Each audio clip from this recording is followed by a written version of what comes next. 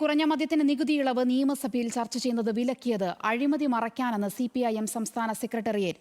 അടിയന്തര പ്രമേയ നോട്ടീസ് അവതരണം വിലക്കിയതിലൂടെ സർക്കാർ അഴിമതി സ്ഥിരീകരിച്ചു. ഇന്ധന സെസ് കുറയ്ക്കാൻ തയ്യാറാകാത്ത സർക്കാരാണ് മദ്യത്തിന് നികുതി ഇളവ് നൽകുന്നത്. പ്രതിപക്ഷ നേതാവ് ഉന്നയിച്ച അഴിമതി ആരോപണം സഭാ ടിവിയിൽ നിന്ന് നീക്കം ചെയ്തത് നിയമസഭയുടെ ചരിത്രത്തിലെ തീരാ കളങ്കമാണെന്നും സെക്രട്ടേറിയറ്റ് കുറ്റപ്പെടുത്തി.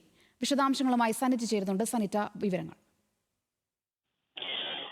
തീർച്ചയായിട്ടും മദ്യനികുതി ഇളവിനെതിരായ അടിയന്തര പ്രമേയം പോലും സഭയിൽ ചർച്ച ചെയ്യാൻ കഴിയാത്ത സാഹചര്യമാണ് നിലവിൽ ഉള്ളത്. അത് തന്നെയാണ് ഇപ്പോൾ CPIM സംസ്ഥാന സെക്രട്ടേറിയറ്റും വ്യക്തമാക്കുന്നത്. ഇത്തരത്തിൽ അവതരണം വിലക്കിയതിലൂടെ അഴിമതി, അതായത് UDF സർക്കാർ അഴിമതി സ്ഥിരീകരിച്ചതായും സെക്രട്ടേറിയറ്റിൽ പറയുന്നു. ഇത് പ്രധാനമായും ഇത്തരത്തിൽ നമ്മൾ കണ്ടതാണ്. ഇന്ന് സഭയിൽ ഇത്തരത്തിൽ ചോദ്യം, പ്രതിപക്ഷ നേതാവിന്റെ ചോദ്യം പോലും ഇത്തരത്തിൽ സഭ ടിവിയിൽ നിന്നും നീക്കം ചെയ്യുന്ന സാഹചര്യം ഉണ്ടാകുന്നു. ഇത് തീർച്ചയായിട്ടും ചരിത്രത്തിൽ ആദ്യമാണെന്നും ഇത്തരത്തിലൊരു വലിയ വിമർശനം CPIM സംസ്ഥാന സെക്രട്ടേറിയറ്റ് ഉണ്ടാകുന്നു. ഇത് മാത്രമല്ല, ഒരു പരിഹാസ രൂപേണ ഇന്ധന വിലയിൽ ആശ്വാസം പകരാൻ തയ്യാറാവാത്ത UDF സർക്കാർ മദ്യമൊഴിക്കാൻ 131% നികുതി ഇളവ് നൽകുന്നു എന്നൊരു പരിഹാസം കൂടി സംസ്ഥാന സെക്രട്ടേറിയറ്റിൽ ഉണ്ടാകുന്നു.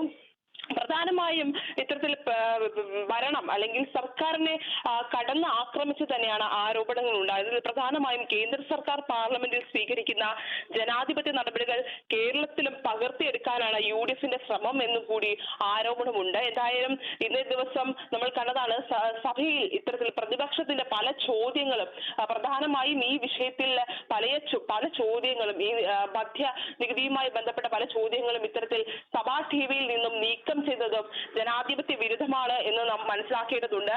ഇതിന് കടുത്ത ആക്രമിച്ചുകൊണ്ട് തന്നെയാണ് CPIMന്റെ സംസ്ഥാന സെക്രട്ടേറിയറ്റിൽ ഇത്തരത്തിൽ ഒരു വിമർശനം ഉണ്ടാകുന്നത്.